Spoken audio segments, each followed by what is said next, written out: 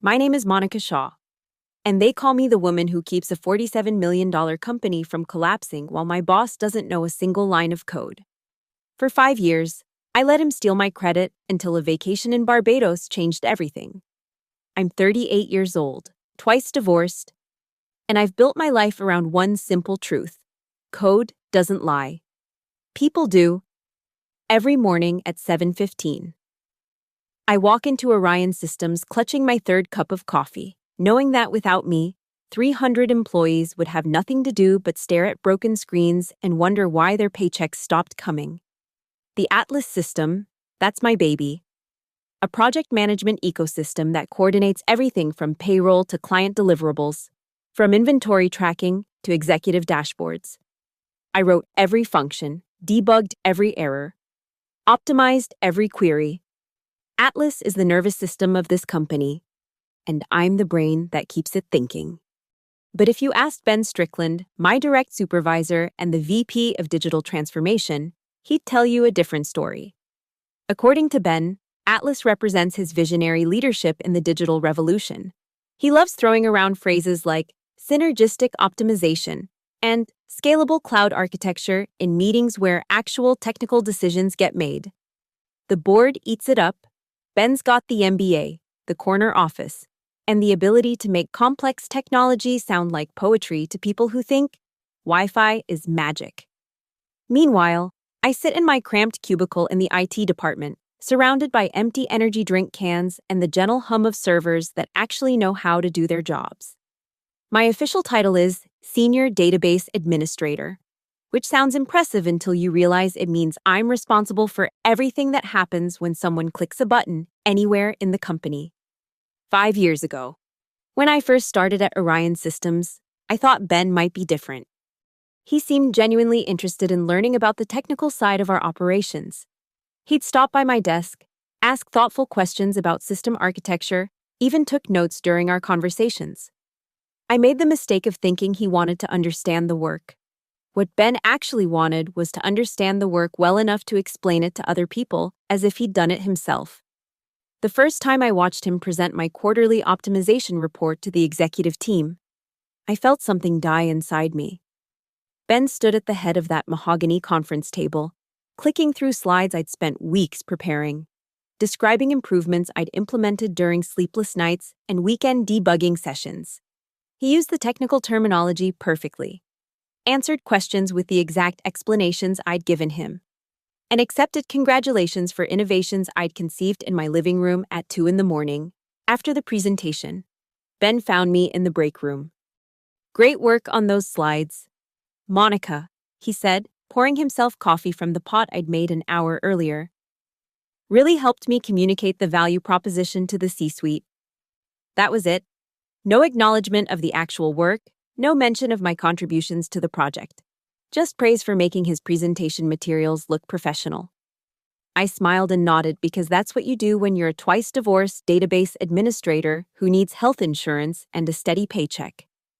But something started building in my chest that day. A slow burn that would take 5 years to fully ignite. The pattern repeated itself month after month, project after project. I'd identify inefficiencies in our systems, design solutions, implement fixes, document improvements, and prepare reports. Ben would schedule meetings with department heads, present my work as collaborative efforts he'd supervised, and collect feedback on his innovations. Then he'd come back to me with suggestions from upper management, suggestions that were often less efficient than what I'd already built. "The CEO thinks we should consider implementing automated backup protocols," Ben told me one Tuesday morning, reading from notes he'd scribbled during an executive lunch meeting. "We've had automated backups running for 18 months, I replied, not looking up from my screen where I was monitoring system performance metrics. "I documented the implementation in the quarterly report you presented last year." Ben paused, clearly trying to remember a presentation he'd given but hadn't understood. "Right, well, maybe we should look at expanding that system." "Already done. We're backing up to 3 separate cloud environments and 1 physical server. Everything's encrypted, versioned, and tested monthly." Another pause. "Good.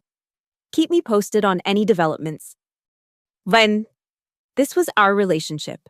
I'd solve problems Ben didn't know existed, and he'd take credit for solutions he couldn't explain. The worst part wasn't the stolen recognition, it was watching him make decisions about my work without understanding the consequences.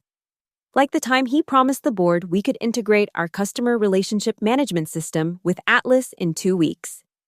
Because Monica's really streamlined our development process. What he didn't know was that the CRM system used a completely different database architecture. And integration would require rebuilding core components of both systems. I spent 3 months working 16-hour days to deliver something that should have been a 6-month project with a full development team. Ben presented the finished integration to a standing ovation from the board of directors, or the time he committed us to a 24/7 system uptime guarantee for our biggest client, because our infrastructure is rock solid.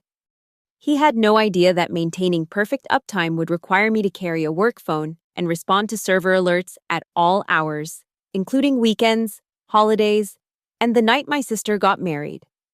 Ben got a performance bonus for exceeding client expectations. The irony was that Ben genuinely believed he was a good manager. He'd send me articles about workplace motivation and team building. He remembered my birthday and contributed to my Christmas gift card. He even recommended me for a company-wide Unsung Hero Award, which I received with great fanfare at the annual holiday party, right after Ben's acceptance speech for Digital Innovation Leader of the Year. But the thing about being underestimated for 5 years is that people stop noticing you're in the room. They talk about sensitive projects in front of you. They leave confidential documents on printers you're fixing. They discuss personnel decisions while you're installing software updates on their computers. I learned that Ben made 40% more than my salary, plus bonuses tied to successful project completion. I learned that he'd been interviewing for director-level positions at other companies, using Atlas as his primary credential. I learned that he'd told the CEO my role was easily replaceable with the right vendor management. Most importantly, I learned that Ben had no idea how Atlas actually worked. This became crystal clear during a crisis 6 months before my Barbados vacation. A routine software update from one of our vendors corrupted a critical database table, and Atlas started generating error messages faster than a machine gun firing. The entire company ground to a halt. No one could access project files, client records, or even basic email functionality. Ben's solution was to call the vendor's support line and demand they fix it immediately. While he spent 40 minutes on hold, I dove into the system logs, identified the corrupted data, restored from our most recent clean backup, and wrote a patch to prevent the same error from occurring during future updates. By the time Ben got through to a human being at the vendor, Atlas was running perfectly again. "Great work coordinating that response," Ben told me afterward. "Really showed good vendor management skills." I stared at him for a full 10 seconds, waiting for some sign that he understood what had just happened. His expression remained pleasantly expectant, like a golden retriever waiting for a treat. That night, I went home and opened a bottle of wine I'd been saving for a special occasion. Not because I was celebrating, because I finally understood that Ben wasn't malicious or manipulative.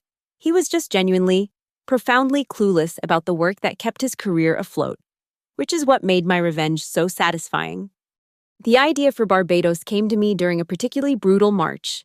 3 major client projects, 2 system migrations, and a security audit that required me to work through 6 consecutive weekends. Ben spent those same weekends at his daughter's soccer games, posting cheerful family photos on social media while I rebuilt our authentication protocols. I hadn't taken a real vacation in 5 years. Not because I couldn't get time off. Ben was always encouraging me to maintain work-life balance, but because Atlas required constant attention. The system was too complex for anyone else to troubleshoot, and too critical for the company to risk extended downtime. But I was tired, bone deep, existentially exhausted in a way that no amount of sleep could fix. I needed distance from the screens and servers and the endless cycle of problems that only I could solve. I needed to remember what it felt like to spend an entire day without someone asking me to fix something. So I booked a 10-day trip to Barbados, a small resort on the West Coast, far enough from everything to require international calling rates. I submitted my vacation request through the company portal, noting that I'd prepared comprehensive documentation for any system issues that might arise in my absence. Ben approved the request immediately.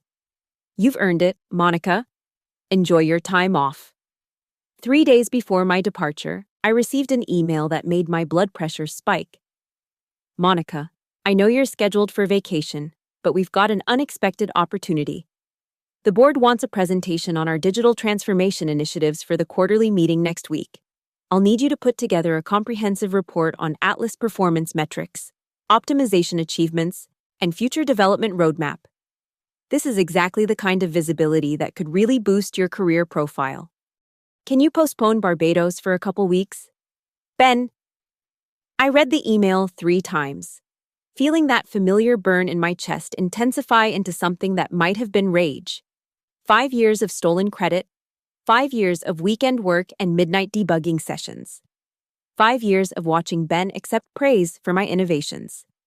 And now he wanted me to cancel my first vacation in half a decade so he could present my work to the board again. I crafted my response carefully. "Ben, I understand the importance of the presentation, but I won't be available to reschedule my vacation. However, I've prepared detailed documentation that should provide everything you need for the report. I'll also be leaving comprehensive system access instructions with Sam Rodriguez in case any technical issues arise. Best, Monica." Ben's reply came within minutes. "Monica, I think you're misunderstanding the scope of this opportunity. This presentation could lead to budget increases for our entire department. I really need you here to ensure we're putting our best foot forward. The board specifically requested detailed technical specifications that I won't be able to provide without your input. Please reconsider. Ben." I stared at that email for 20 minutes, watching the cursor blink in the reply field. 5 years of Ben taking credit for technical specifications he couldn't explain. And now he was admitting he needed me to prepare presentations about my own work. My final response was shorter. "Ben, my vacation starts tomorrow. All necessary documentation has been provided. If you have specific technical questions, the information is available in the project files I've maintained for 5 years. Monica." An hour later. Ben appeared at my cubicle with the kind of smile that people use when they're trying to seem reasonable while making unreasonable demands. "Monica, I think we got off on the wrong foot with this presentation thing. I know how important your vacation is, and I wouldn't ask you to cancel unless it was absolutely critical. But here's the thing. The board is expecting a level of detail that only you can provide. I'm not trying to take advantage of your expertise. I'm trying to showcase it. This could be your chance to get the recognition you deserve. The recognition I deserve, after 5 years of watching him accept that recognition on my behalf. What kind of recognition are we talking about? Ben? Well, I'd make sure everyone knows you were instrumental in developing these systems. Maybe we could even get you invited to present directly to the board, as opposed to having you present my work for me." Ben's smile flickered slightly. "I think you might be misunderstanding my role in these projects. Monica, we're a team. Your technical expertise combined with my strategic oversight, that's what makes Atlas successful." Strategic oversight. That's what he called his complete ignorance of the systems I'd built. "I appreciate the team perspective, Ben, but my flight leaves tomorrow morning.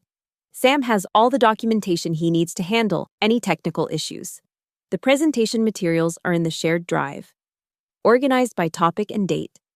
Everything you need is there. Monica, I'm going to be direct with you. The board expects me to present detailed technical specifications about Atlas. If I can't provide that level of detail, it reflects poorly on our entire department. I need you here. Then maybe you should learn how Atlas works." The words came out before I could stop them. Ben's expression shifted from frustrated to genuinely confused. "I'm sorry. Atlas, the system I built. Maybe you should learn how it works, so you can explain it to the board without me. Monica, I think you're being unfair. I may not know every line of code, but I understand the strategic implications of our digital infrastructure. I know how Atlas fits into our broader transformation goals. Do you know what happens when someone tries to run a report on client engagement metrics while the system is performing database maintenance? What kind of question is that?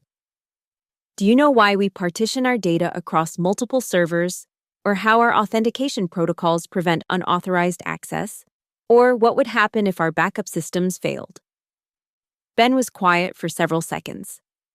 Monica, I don't think technical minutia is the most important aspect of leadership. My job is to see the big picture and communicate our value to upper management. Your job is to take credit for work you don't understand, I said it quietly. But Ben heard every word. His face went through several expressions before settling on something that might have been anger.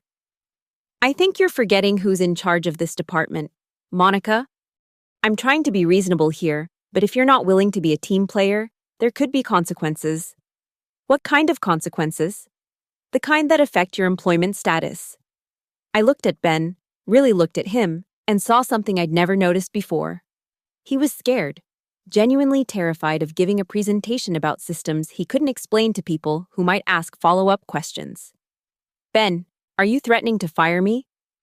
I'm explaining the importance of departmental cooperation. 3 days before my first vacation in 5 years. Monica, I don't want to make this adversarial. I just need you to be flexible.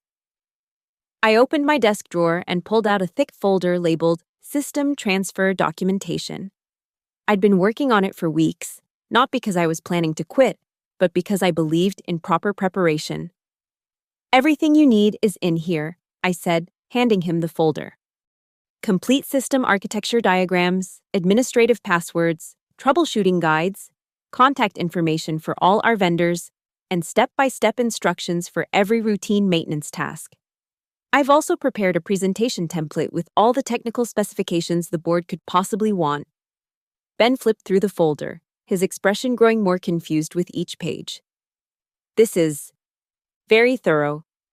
But Monica, I still think it would be better if you were here to answer questions directly. Then you should have learned to answer them yourself. I stood up, gathered my personal items from my desk, and headed toward the elevator. Behind me, I heard Ben calling my name, but I didn't turn around. That night, I implemented what I would later think of as the respect protocol. The beauty of Atlas was its complexity. I'd built it over 5 years, adding features and optimizations that made it incredibly powerful, but also incredibly dependent on someone who understood its architecture. The system could run itself for months without intervention, but it required administrative access for any significant changes or troubleshooting. Administrative access was controlled by a master password that only I knew. I'd never thought of this as a security vulnerability before. It was just practical system management. But as I sat in my apartment the night before my flight, drinking wine and thinking about 5 years of stolen credit, I realized that my knowledge was the only leverage I'd ever had. So I made a few changes. I modified the administrative access protocols to include a secondary authentication layer that would engage if someone entered the wrong master password more than twice.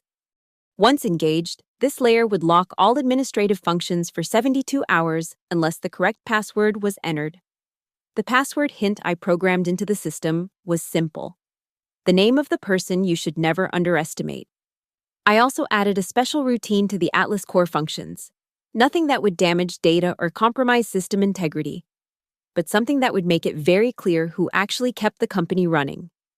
If someone tried to access administrative functions without the correct password, Atlas would display a message: System temporarily unavailable.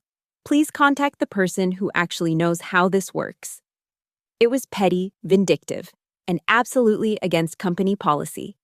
It was also deeply satisfying. The next morning, I boarded my flight to Barbados with a smile on my face and my work phone turned off. The resort was everything I'd hoped for: small, quiet, and completely disconnected from the digital world I'd lived in for 5 years. My room faced the ocean, and I could fall asleep to the sound of waves instead of server fans. The hotel's Wi-Fi was unreliable enough that checking email required serious effort, which made it easier to resist the temptation. For the first 3 days, I did absolutely nothing productive. I read novels, ate fresh fruit, and rediscovered what it felt like to spend an entire day without anyone asking me to fix something. I got a massage, learned to paddleboard, and had long conversations with other guests about topics that had nothing to do with database optimization. On the fourth day, I turned on my phone. 47 missed calls from Ben, 32 text messages, 14 voicemails, 6 emails marked urgent, 3 marked crisis, and 1 with the subject line, "Please call immediately." I ordered a piña colada and started reading. The first email was professional. Monica, having some technical difficulties with Atlas. Could you give me a call when you get a chance? Nothing urgent. Ben. The second email was less professional. Monica, I really need to speak with you about some system issues. Atlas is showing some error messages that I can't interpret. Please call as soon as possible. Ben. By the sixth email, Ben had abandoned all pretense of calm. Monica, the entire system is locked and no one can access anything. I don't know what's happening, but I need you to fix this immediately. Call me. Ben. I sipped my drink and scrolled through the text messages, which told a similar story of escalating panic. The voicemails were even better. I could hear Ben's voice getting progressively more strained as he tried to maintain composure while describing a situation he clearly didn't understand. Monica. Hi. It's Ben. I'm getting some unusual prompts from Atlas, and I was hoping you could walk me through the administrative access procedures. Call me when you get this. Monica, it's Ben again. I've tried entering the admin password several times, but the system seems to be locked. I'm not sure what's happening, but we need to resolve this quickly. Please call. Monica, this is getting serious. Atlas is completely inaccessible, and I've got 300 employees who can't do their jobs. I don't know what you did before you left, but I need you to fix it right now. The final voicemail was Ben's voice cracking with barely controlled desperation. Monica, I don't know if you're getting these messages, but I need you to call me immediately. The entire company is shut down. I don't care what it costs. I'll pay for international calls. I'll buy you a new vacation. Whatever you want. Just please call me back. I finished my drink and ordered another one. The next morning, I walked to the hotel's business center and used their computer to log into Atlas remotely. The system was running perfectly, all core functions operational. Data integrity maintained, backup systems functioning normally. The only thing that wasn't working was administrative access, because Ben had apparently spent 2 days trying to guess the master password. I checked the system logs and smiled. Ben had tried his own name, his wife's name, his daughter's name, and various combinations of company terminology.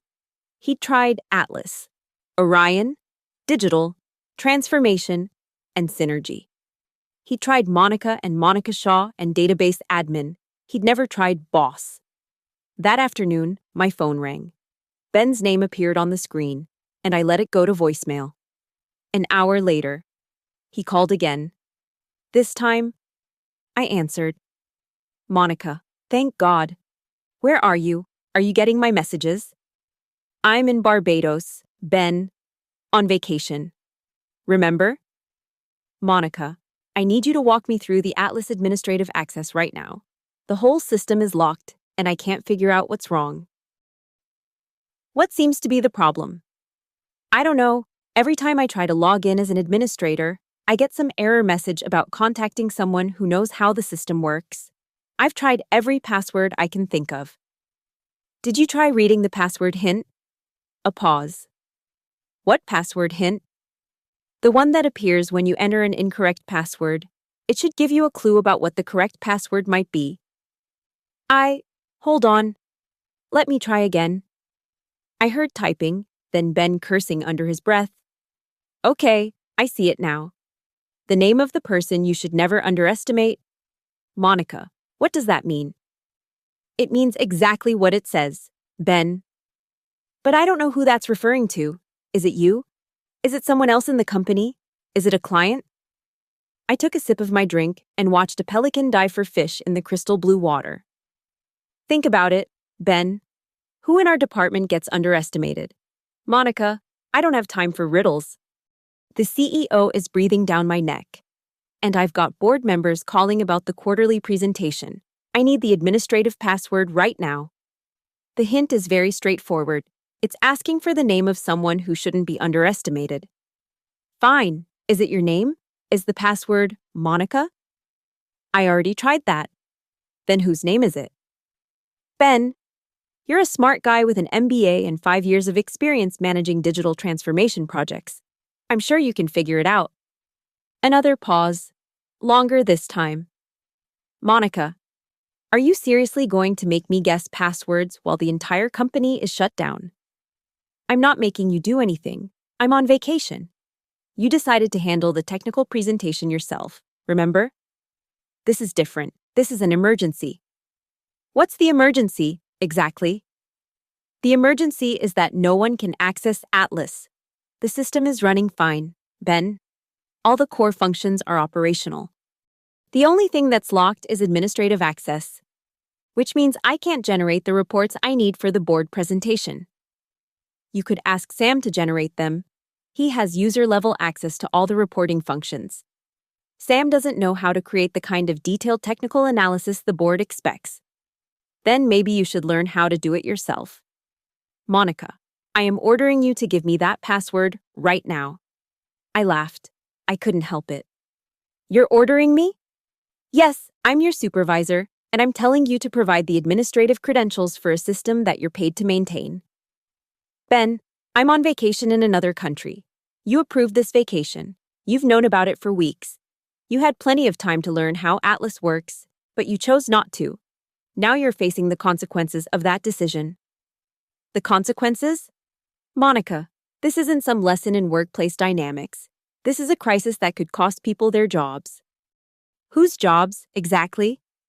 Everyone's.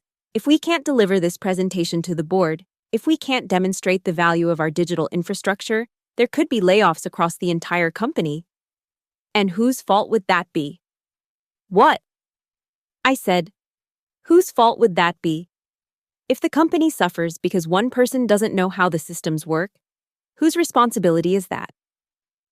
Ben was quiet for nearly a minute. When he spoke again, his voice was different, smaller, more desperate. Monica, please. I know you're angry about the vacation thing, and I know I've made mistakes, but there are 300 people who depend on this company for their livelihoods. Whatever I did wrong, they don't deserve to suffer for it. You're right, Ben. They don't deserve to suffer because their VP of Digital Transformation doesn't understand the systems he's supposed to be managing. I'm trying to learn, but right now, I need your help. The help is right there in the password hint. You just have to think about it. Monica, I've been thinking about it for 2 days. I don't know who the person is. Then let me ask you a different question. In the 5 years we've worked together, who has actually built and maintained Atlas? You have. And who presents the work to upper management? I do, but... And who gets credit for the innovations and improvements? Monica, that's not fair. We're a team. Are we? Then why don't you know the administrative password for the system you supposedly co-created? Ben was quiet again. I could hear him breathing heavily, probably running his hands through his hair the way he did when he was stressed. Monica, what do you want from me? I want you to figure out the password. I can't. I've tried everything I can think of. Have you tried thinking about who actually runs Atlas? You run Atlas. And what do people call someone who runs things? Another pause. A. Manager. Keep thinking. An administrator. Warmer. A. Supervisor. Ben. What do people call someone who's in charge? I heard him take a sharp breath. Boss. There you go. The password is boss. Try it and see. I heard typing, then Ben exhaling in relief. It worked. The system's unlocked. Monica, why did you? I hung up. For the next 6 days, I didn't answer my phone. I got text messages from Ben, some apologetic, some grateful, some trying to explain why he'd handled the situation poorly. I deleted them without reading them completely. I also got messages from Sam, who seemed to find the whole situation hilarious. Ben's been walking around the office like a beaten dog. He wrote, "Everyone knows what happened. HR is asking questions about department management practices. I think you might have started something." On my last day in Barbados, I finally called Ben back. "Monica, how was the rest of your vacation?" "Relaxing, very educational." "Listen, I owe you an apology. I handled that situation poorly. And I understand why you were frustrated. I should have respected your vacation time. And I should have been better prepared to handle the technical aspects of our systems. And pause. And I should have given you more credit for the work you've done building Atlas. That's a start, Ben." "Monica, I want to make this right. I've been talking to HR and the executive team about restructuring our department. I think it's time you got the recognition you deserve." "What kind of recognition?" "Well, I'm recommending you for promotion to Senior Systems Architect. It comes with a significant salary increase, your own office, and budget authority to hire additional technical staff. You'd be the official lead on all Atlas development and maintenance." "And you'd be?" "I'd still be VP of Digital Transformation, but I'd focus more on strategic planning and interdepartmental coordination. You'd have full autonomy over technical decisions." It was a good offer, better than I'd expected. But something in Ben's tone made me suspicious. "What's the catch, Ben?" "No catch. I genuinely think this is the right structure for our department moving forward." "And the board presentation?" "Sam helped me put together something basic. It wasn't as detailed as what you would have prepared, but it covered the essential points." "How did it go?" "It went fine. The board was satisfied with our progress metrics." I waited for him to elaborate, but he didn't. "Ben, what really happened in that presentation?" Another pause. "What do you mean?" "I mean, did you tell them that you don't actually know how Atlas works? Did you explain that the system they're depending on is maintained by someone with a lower title and salary than yours?" "Monica, I think you're misunderstanding. Did you tell them that I built Atlas from scratch while you focused on strategic oversight?" The presentation focused on departmental achievements, not individual contributions. "So you took credit again?" "I presented our work as a team effort." "Our work?" "Yes." I looked out at the ocean, watching the sunset paint the water in shades of gold and orange. In 12 hours, I'd be back in my cubicle, surrounded by servers and energy drink cans, keeping a $47 million company running while Ben explained my work to people who thought he'd done it. "Ben, I appreciate the promotion offer, but I need to think about it." "Of course, take all the time you need. I just want you to know that I value your contributions and I'm committed to making sure you get the recognition you deserve." "The recognition I deserve?" "Exactly." That night, I sat on my hotel room balcony and made a decision that would change everything. When I returned to Orion Systems the following Monday, Ben was waiting at my cubicle with coffee and a folder full of promotion paperwork. He seemed genuinely excited about the restructuring plan, and for a moment, I almost believed he'd learned something from the password crisis. "Monica, welcome back. I hope you're refreshed and ready to dive into this new role. I've already started putting together job descriptions for the additional technical staff you'll be managing." "That's thoughtful of you, Ben." "I've also scheduled a meeting with the executive team for next week so you can present your vision for Atlas development going forward. This is your chance to really showcase your expertise." "My expertise?" "Absolutely. I want everyone to understand the technical sophistication of what you've built." I accepted the promotion. The salary increase was substantial. The office was an improvement over my cubicle. And having budget authority to hire competent staff would make my life significantly easier. For 6 months, I threw myself into the new role with enthusiasm. I hired 2 junior developers who actually understood database architecture. I implemented security improvements that had been on my wish list for years. I created comprehensive documentation that would allow multiple people to maintain Atlas instead of relying on my exclusive knowledge. And I watched Ben continue to take credit for my work in every presentation, meeting, and strategic planning session. The promotion had changed my title and salary, But it hadn't changed the fundamental dynamic of our relationship. Ben still positioned himself as the visionary leader who directed technical innovation, while I remained the implementer who executed his strategic vision. The difference was that now I had an office door I could close when I wanted to scream. The breaking point came during the annual board review, 11 months after my return from Barbados. Ben had scheduled a comprehensive presentation on the company's digital transformation progress, with particular emphasis on Atlas optimization and future development plans. I spent 3 weeks preparing detailed technical analysis, performance metrics, and strategic recommendations. I created slide templates, drafted talking points, and compiled supporting documentation that demonstrated how Atlas had evolved from a basic project management tool into a comprehensive business intelligence platform. The night before the presentation, Ben stopped by my office. "Monica, I wanted to thank you for all the preparation work on tomorrow's presentation. The materials you've put together are exactly what the board needs to see. Are you planning to mention my role in developing these materials?" "Of course, I'll make sure everyone understands that this is collaborative work between our technical and strategic teams." "Collaborative work. Right. Your technical expertise combined with my strategic oversight, that's what makes these innovations possible." I looked at Ben, standing in my office doorway with his confident smile and complete obliviousness to the irony of his words. "Ben, do you know what percentage of Atlas code I've personally written?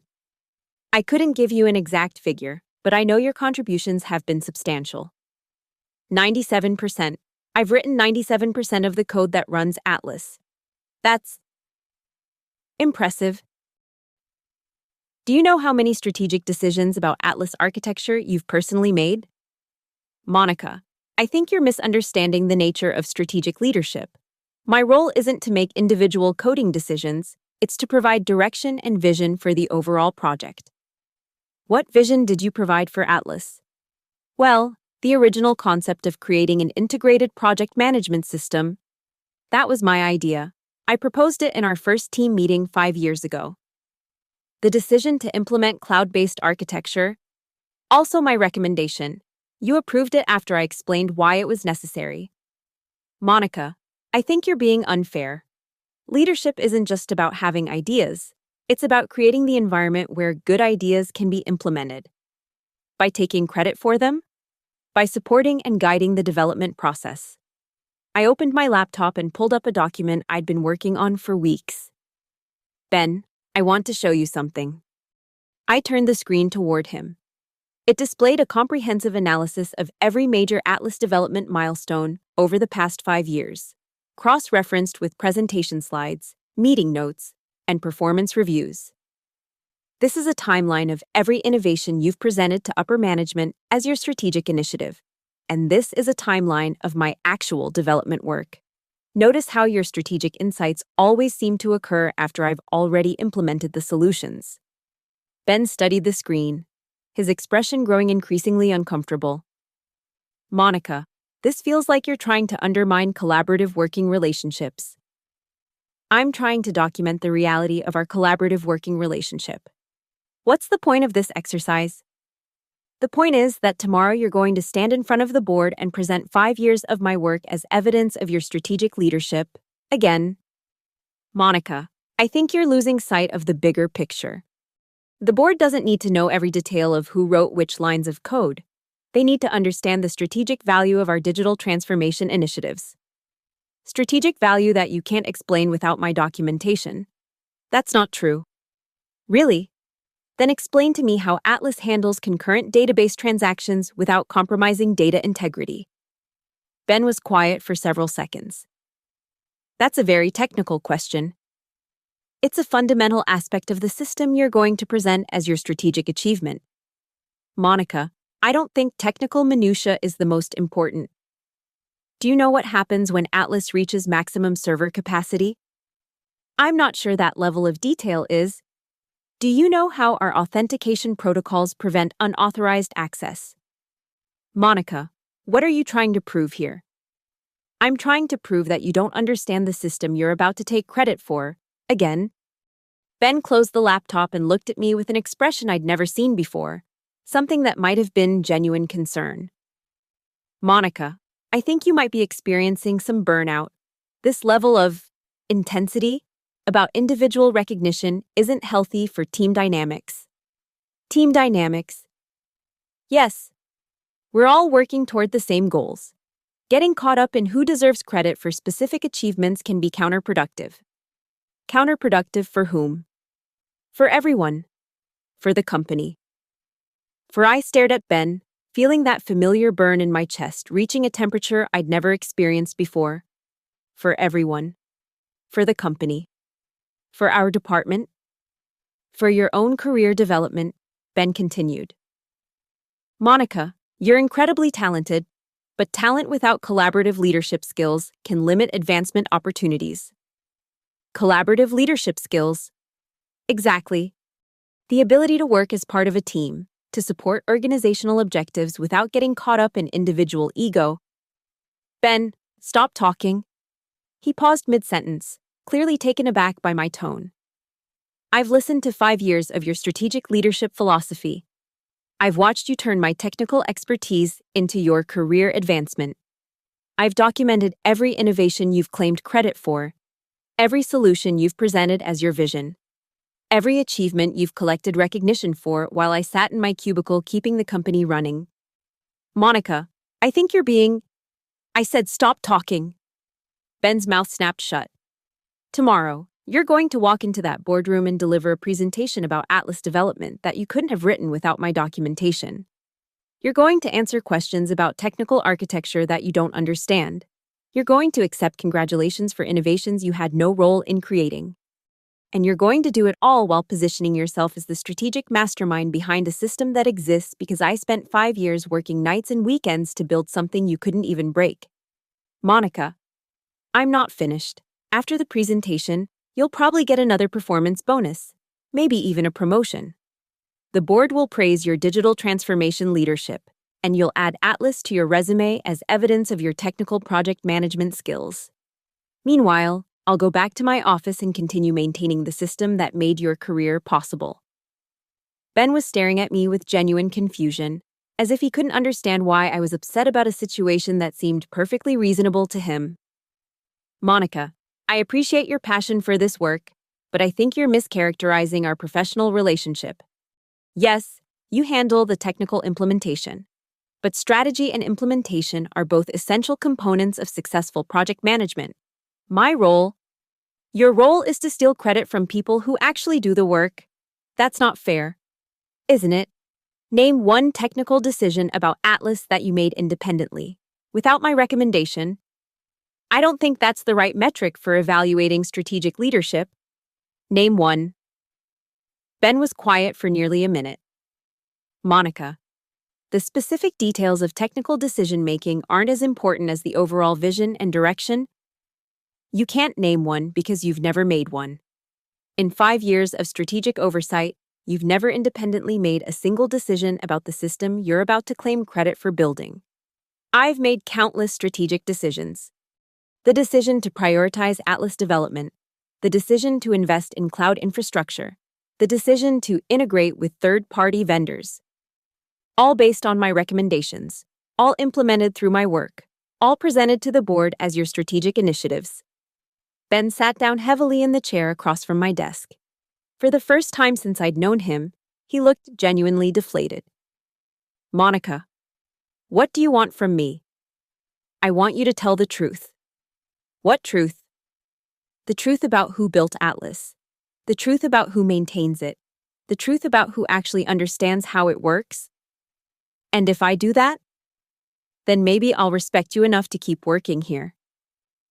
Ben's head snapped up. Are you threatening to quit? I'm explaining the consequences of continuing to take credit for work you can't do. Monica, you can't be serious. You love this work. Atlas is your baby. You said so yourself. Atlas is my baby. But I'm tired of watching someone else get praised for raising it. That night, I went home and updated my resume for the first time in 5 years. I realized I had no idea how to describe my actual accomplishments because I'd spent so long watching other people claim them. How do you list innovations that your supervisor presents as collaborative achievements? How do you quantify expertise that officially belongs to someone else? I decided to find out. The next morning, I arrived at work 2 hours early and made copies of every technical document I'd created over the past 5 years. Project specifications, architecture diagrams, performance analyses, optimization reports, everything that demonstrated my actual role in building Atlas. I organized them chronologically and cross-referenced them with Ben's presentation slides and performance reviews. The pattern was even more obvious in black and white. Every strategic initiative Ben had claimed credit for corresponded exactly with technical solutions I'd proposed and implemented weeks or months earlier. Every innovation he'd presented as his vision had been documented in my project notes before he'd ever mentioned it in meetings. At 9 o'clock, I walked into the boardroom where Ben was setting up his presentation. The entire executive team was there: CEO, CFO, heads of all major departments, and 3 external board members who'd flown in specifically for this quarterly review. Monica. Ben's face lit up when he saw me. Perfect timing. I was just telling everyone how critical your technical support has been to our digital transformation success. Technical support. 5 years of architecture, development, optimization, and maintenance, reduced to technical support. Actually, Ben, I'd like to address the board directly about Atlas development. Ben's smile faltered slightly. Of course, I think that's a great idea. You can provide technical details to supplement the strategic overview I've prepared. I wasn't planning to supplement your overview, I was planning to replace it. The room went very quiet. CEO Patricia Walsh, who'd been chatting with the CFO, turned her full attention to our conversation. Monica, I think there might be some confusion about today's agenda, Ben said carefully. I've prepared a comprehensive presentation on our digital transformation initiatives, with particular focus on Atlas optimization and future development strategy. Based on documentation I provided? Based on collaborative departmental analysis. Ben, stop. I turned to address the board directly. For the past 5 years, I've been the sole developer and maintainer of Atlas. I wrote 97% of the code, designed the architecture, implemented every optimization, and created every innovation that Ben is about to present as his strategic achievement. Patricia Walsh leaned forward in her chair. Monica, that's quite a claim. Are you saying Ben hasn't been involved in Atlas development? I'm saying Ben doesn't know how Atlas works. He couldn't troubleshoot a basic database error. He can't explain our security protocols. And he had to call me during my vacation because he couldn't figure out the administrative password. Ben's face was turning red. Monica, I think you're misrepresenting the complexity of strategic project management. What's the administrative password, Ben? I'm sorry? Right now. What's the administrative password for Atlas? Monica, that's not a fair test of strategic leadership capabilities. It's a fair test of whether you understand the system you're about to take credit for building. Patricia Walsh held up her hand. Monica, these are serious allegations. Do you have documentation to support your claims? I opened the folder I'd brought and placed 5 years of technical documentation on the conference table. This is every project specification, architecture diagram, and development report I've created for Atlas. You'll notice that every innovation Ben has claimed credit for is documented in my technical notes weeks or months before he first mentioned it in meetings. The board members started flipping through the documents while Ben sat frozen in his chair. CFO David Kim picked up one of my architecture diagrams. Monica, this is incredibly detailed work. How long did it take you to develop this authentication framework? About 6 months of evening and weekend work. I implemented it after our security audit identified vulnerabilities in our original system. And Ben's role in this development? Ben approved the budget for additional server capacity after I explained why it was necessary. Patricia Walsh looked between Ben and me with an expression I couldn't quite read. Ben, how would you characterize your involvement in the technical aspects of Atlas development? Ben cleared his throat several times before answering. My role has been to provide strategic direction and ensure that technical development aligns with broader organizational objectives. Can you explain how the authentication framework Monica described aligns with those objectives? Well, security is obviously a critical component of any digital transformation initiative. Specifically, Ben, how does Monica's authentication framework improve our security posture? Ben looked at me desperately, as if I might provide the answer he couldn't give. I'd have to review the technical specifications to provide the level of detail you're looking for. The technical specifications that Monica wrote? That Monica and I developed collaboratively through our strategic planning process. I laughed. I couldn't help it. Ben, you've never read those specifications. You couldn't explain how authentication works if your job depended on it. Monica, that's completely inappropriate. What happens when someone tries to access Atlas with incorrect credentials? I'm not going to participate in some kind of technical quiz. How does our system verify user permissions? Monica, stop. What database architecture underlies our authentication framework? This is ridiculous. Patricia Walsh closed the folder of documentation and looked directly at Ben. Ben, I think we need to have a private conversation about your oversight of this department. Patricia, I can explain. After the meeting. Right now, I'd like Monica to walk us through the actual technical achievements of the past 5 years. For the next 2 hours, I presented my work to the board. Not Ben's strategic vision of my work, not a collaborative interpretation of departmental achievements, but the actual technical innovations I'd spent 5 years creating. I explained architecture decisions, demonstrated optimization improvements, and outlined development strategies that would scale Atlas to meet future organizational needs. The board asked detailed questions that I could answer without consulting documentation. They wanted to understand implementation timelines, resource requirements, and technical challenges that I'd solved through methods Ben had never learned about. When I finished, the room was quiet for several minutes. Finally, Patricia Walsh spoke. Monica, this is extraordinary work. I had no idea we had this level of technical sophistication in-house. You've had it for 5 years. You just didn't know it because I wasn't the one presenting it. And Ben's role in all of this? Ben approved budgets and took credit. That's been his role for 5 years. Patricia looked at Ben, who'd spent the entire presentation staring at his hands. Ben, do you have anything to add to Monica's presentation? I think Monica has covered the technical aspects very thoroughly. What about the strategic aspects? I think the technical achievements speak for themselves in terms of strategic value. After the board meeting, I went back to my office and started cleaning out my desk. I'd made my point, but I'd also made my situation untenable. You don't humiliate your supervisor in front of the executive team and expect to continue working under them. An hour later, Patricia Walsh knocked on my office door. Monica, do you have a few minutes to talk? I gestured to the chair across from my desk. I assume this is about my inappropriate behavior in the board meeting. Actually, it's about your future with this company. I looked up from the box I was packing. My future? Ben has submitted his resignation, effective immediately. I stared at her. He quit? He resigned before I had the chance to fire him for gross misrepresentation of his qualifications and systematic appropriation of subordinate work product. I see.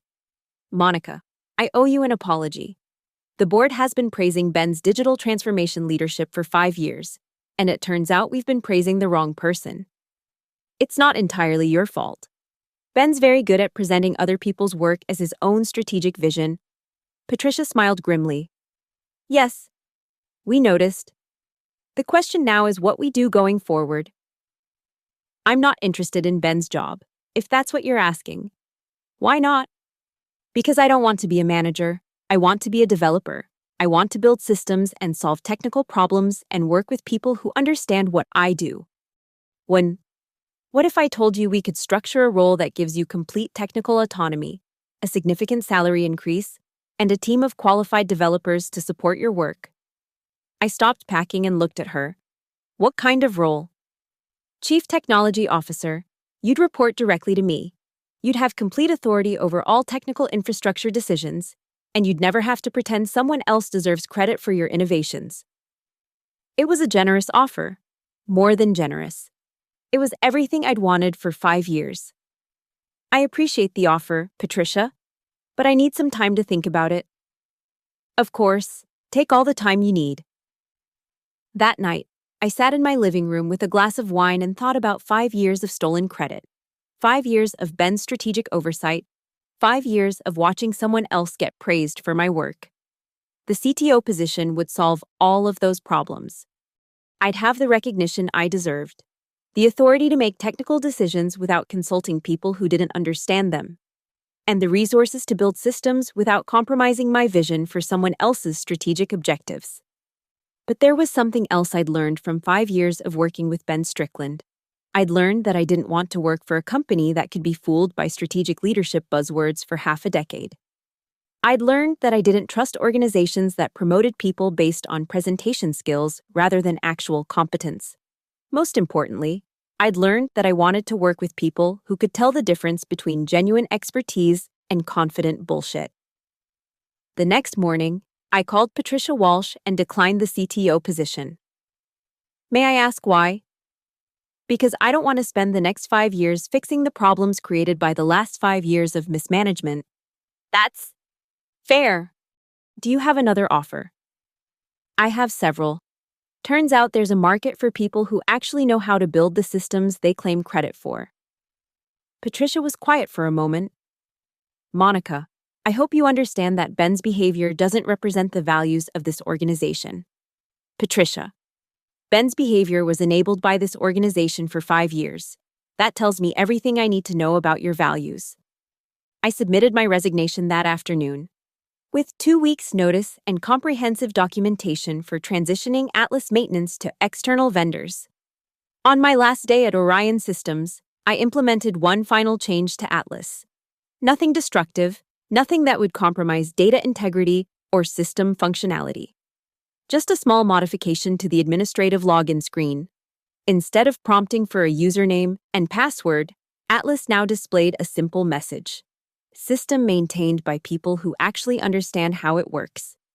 Please contact qualified technical personnel for assistance. The password I left for the new administrators was never again. 6 months later, I started my new job as CTO at a software development firm with 30 employees and a culture of recognizing actual competence. My first day, the CEO introduced me to the team by explaining exactly what I'd accomplished at my previous position and why they'd recruited me. Monica built a $47 million system, basically single-handedly, while her supervisor took credit for 5 years. We hired her because we want someone who can do the work, not someone who can present other people's work. It wasn't a perfect company, but it was a company where technical expertise was valued more than strategic leadership buzzwords. Sometimes I wonder what happened to Ben Strickland. I heard through industry contacts that he landed another VP position at a different company, probably explaining Atlas as evidence of his digital transformation credentials. I also heard that Orion Systems spent 6 months trying to find someone who could maintain Atlas after I left, eventually hiring a consulting firm at 3 times my former salary to reverse engineer systems I'd built and documented extensively. But mostly, I don't think about Ben or Orion Systems at all. I think about the lesson I learned during those 10 days in Barbados, watching the sunset from my hotel balcony while Ben panicked about passwords he couldn't guess. Sometimes the sweetest revenge isn't destroying someone who underestimated you. Sometimes the sweetest revenge is simply refusing to keep teaching the same lesson to someone who will never learn.